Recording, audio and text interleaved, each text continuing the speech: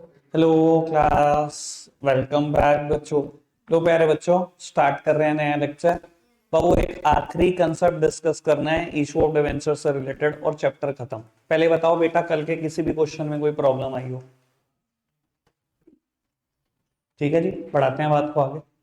बाबू कल आप देख रहे थे, हमने क्लास सेकंड लास्ट कंसेप्ट पढ़ा था बेटा, issue of debenture with the condition of redemption. याद है आपको बेटा? कल हमने ये बात कर ली। बाबू अगर मुझे पता है रिडेम्पशन एट पार है तो मेरी एंट्रीज पे कोई फर्क नहीं पड़ता। बट बेटा रिडेम्पशन एट प्रीमियम है तो मुझे बुक करना पड़ता है बेटा वो लॉस इशू के टाइम पर ही। आप खुद समझो ना बेटा, अगर 100 रुपए इशू के टाइम पर आप ले रहे हो, डिवेंचर दे रहे हो पब्लिक को, और कह रहे हो नहीं नहीं जब मैं रिडेम्पशन करूंगा तो प्रीमियम पे करूंगा, रिडेम्पशन मतलब रीपेमेंट करूंगा तो फालतू पे करूंगा, 100 नहीं 110 वापस करूंगा, तो भैया कंपनी का तो लॉस ही है। और ये लॉस कब पता लग गया मुझे?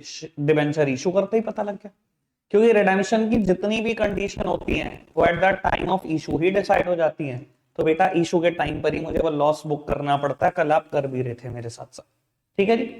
अब बाबू वो मुद्दा आता है उस लॉस को राइट ऑफ करने का। आराम से पढ़ना जरा ये बात।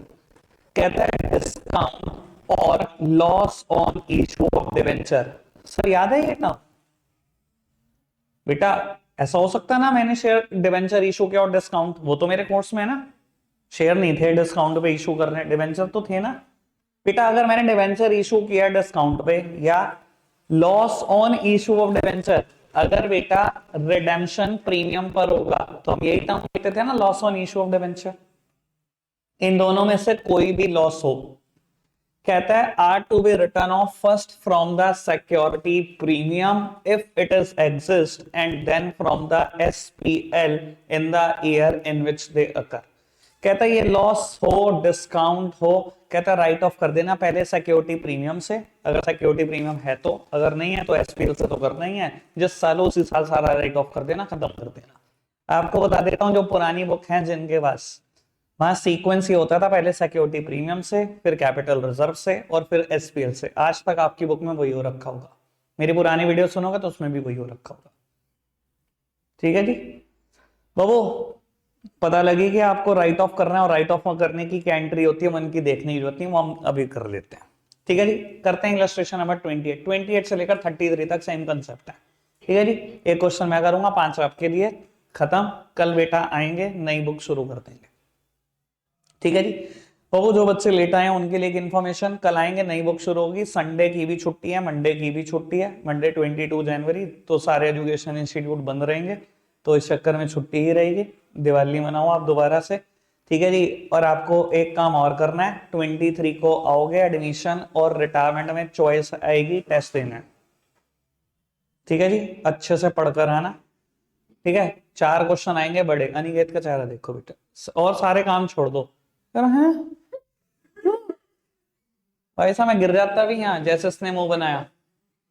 बाबू 4 क्वेश्चन आएंगे, 2 एडमिशन से बड़े क्वेश्चन होंगे, 2 रिटायरमेंट से। चारों में से आपकी चॉइस है, कोई 2 करो। ठीक है जी। पर इसका मतलब ये नहीं होता एक चैप्टर प्रिपेयर करके आ जाओ, दोनों चैप्टर प्रिपेयर करके आना। पर मैं आपको सीधी सीधी बात बता दूं, 30 क्वेश्चन हाथ से करके आना, 15 एडमिशन के, 15 रिटायरमेंट के। सभी छोटे कंसेप्ट क्लियर हो जाते हैं जब आप बड़ा क्वेश्चन करते हो। 30 क्वेश्चन से कम करके आओगे, फायदा नहीं होगा उस टेस्ट का। मैंने 2 दिन जो छुट्टी रखी है वो इसलिए रखी है बेटा, अब ये टेस्ट प्रिपेयर ना हो तो इसके बाद कभी नहीं होगा प्रिपेयर। ठीक है जी। कोशिश करना फोकस कर सको बेटा अरिहंत के पास्ट ईयर क्वेश्चन पे, जो जो भी 6 मार्कर्स। 30 क्वेश्चन कर लो आज से, मुझे नहीं लगता उसके बाद तुम्हें किसी चीज की जरूरत है। चलो जी पढ़ते हैं। कहता है on 1 April 22 fast computer limited issued 20,006% debenture of 100 each at a discount of 4%, redeemable at a premium of 5%.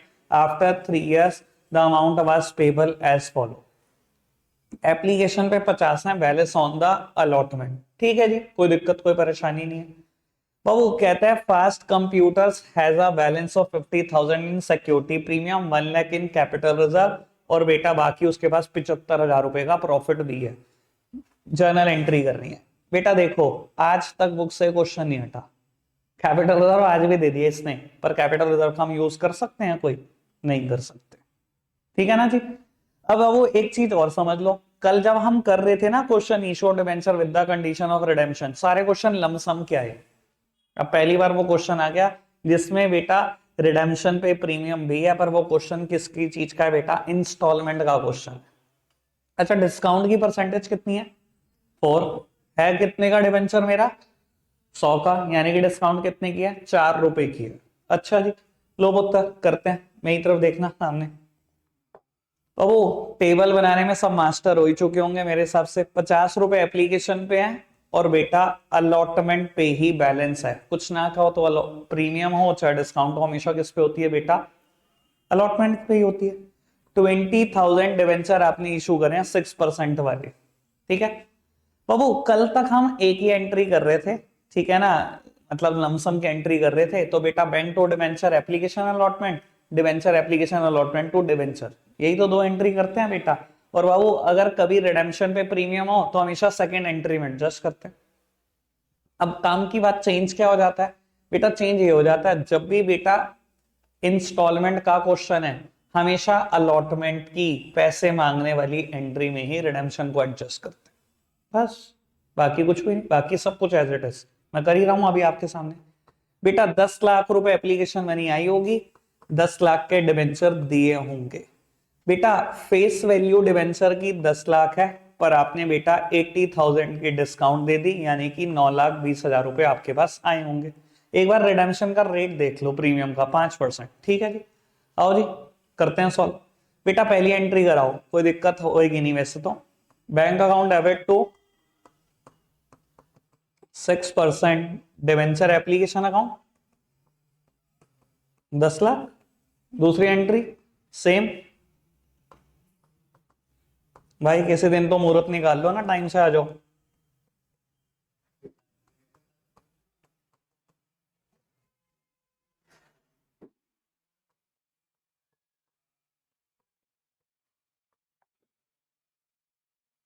बेटा शुरू की 2 एंट्री मेरा ख्याल किसी को कोई दिक्कत नहीं होगी, कोई भी दिक्कत है पूछ लो, नहीं।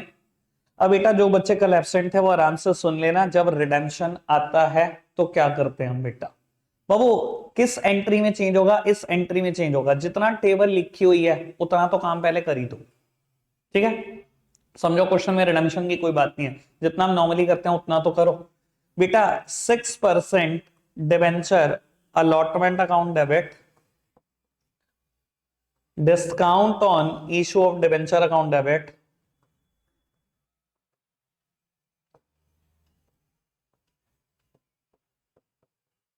एक लाइन छोड़कर लिखना। बाबू एक लाइन छोड़कर लिख दिया टू 6% डिबेंचर्स, कोई दिक्कत तो नहीं बेटा। डिबेंचर के सामने फेस वैल्यू जाती है 10 लाख रुपए का डिबेंचर है, डिस्काउंट के सामने डिस्काउंट की अमाउंट, यानी कि अलॉटमेंट पे मांगेंगे हम 9,20,000। 10 लाख का डिबेंचर है, 80,000 की डिस्काउंट दे दी, 9,20 मांगेंगे। कोई दिक्कत कोई परेशानी तो नहीं, समझ में आ रही है बात। बाबू कितने परसेंट प्रीमियम देना मैंने रिडेम्पशन पे, 6%, ठीक है ना बाबू। नहीं 6 नहीं था, 5 था शायद।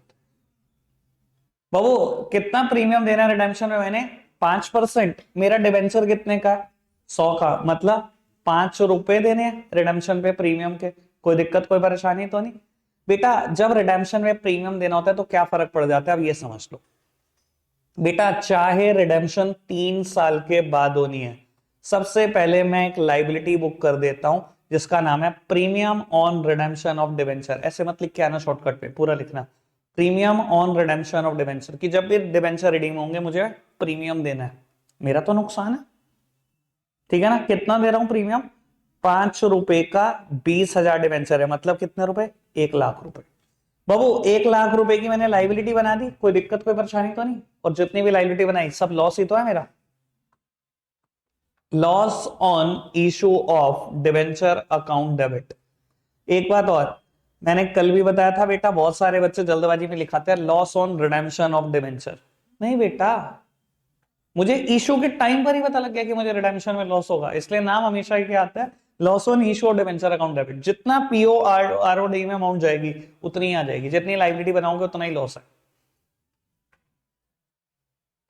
कोई दिक्कत कोई परेशानी तो नहीं, कुछ चेंज हुआ कल से? कुछ भी नहीं। कल तक हम बेटा क्योंकि लमसम का क्वेश्चन थे तो सेकंड एंट्री में कर रहे थे सब कुछ, थर्ड एंट्री में कर रहे हैं सब कुछ। हमेशा अलॉटमेंट के पैसा मांगने वाली एंट्री में होगा, जितनी मर्जी इंस्टॉलमेंट आ जाए ये काम। ठीक है जी। फोर्थ एंट्री कर लोगे, bank account debit to debenture, allotment account 9,20,000। मैं फिफ्थ एंट्री करके दिखा रहा हूं। ये आपको पता है कंसेप्ट का नाम क्या है? राइटिंग ऑफ डिस्काउंट और लॉस ऑन इशू डिबेंचर। कि ये राइट ऑफ करना सिखा रहे हैं आपको, और उनको लगा कि आप एक क्वेश्चन से सीख नहीं पाओगे तो उन्होंने 6 क्वेश्चन प्रिंट कर दिए बस इसको राइट ऑफ करने के लिए। हद मतलब हद की बात कर रहा हूं मैं। ठीक है जी। कितना था बेटा, क्या सीक्वेंस है राइट ऑफ करने का डिस्काउंट और लॉस को? फटाफट बताओ। सबसे पहले सिक्योरिटी प्रीमियम, सिक्योरिटी प्रीमियम नहीं हो तो एसपीएल। ठीक है ना जी। क्वेश्चन में था सिक्योरिटी प्रीमियम कितना, 50,000। 1 लाख के कैपिटल रिजर्व थे, वो यूज नहीं करने, भूल जाओ, पुरानी बात है। 50,000 का सिक्योरिटी प्रीमियम यूज होगा और बाकी 1,30,000 रुपए का बेटा एसपीएल यूज होगा। ठीक है ना। टोटल मेरे को कितना राइट ऑफ करना है, 180। तो बाबू कर दो एंट्री। मतलब मैं तो सोच रहा हूं आपको कितना कच्चा समझ रहे हैं राइट ऑफ करने में। 6 क्वेश्चन प्रिंट कर दिए एक राइटिंग ऑफ सिखाने के लिए। Security premium account debit, SPL account debit to, write off करना सबको आता है, साइड बदल दो with the equal amount, to discount on issued debenture, to loss on issued debenture.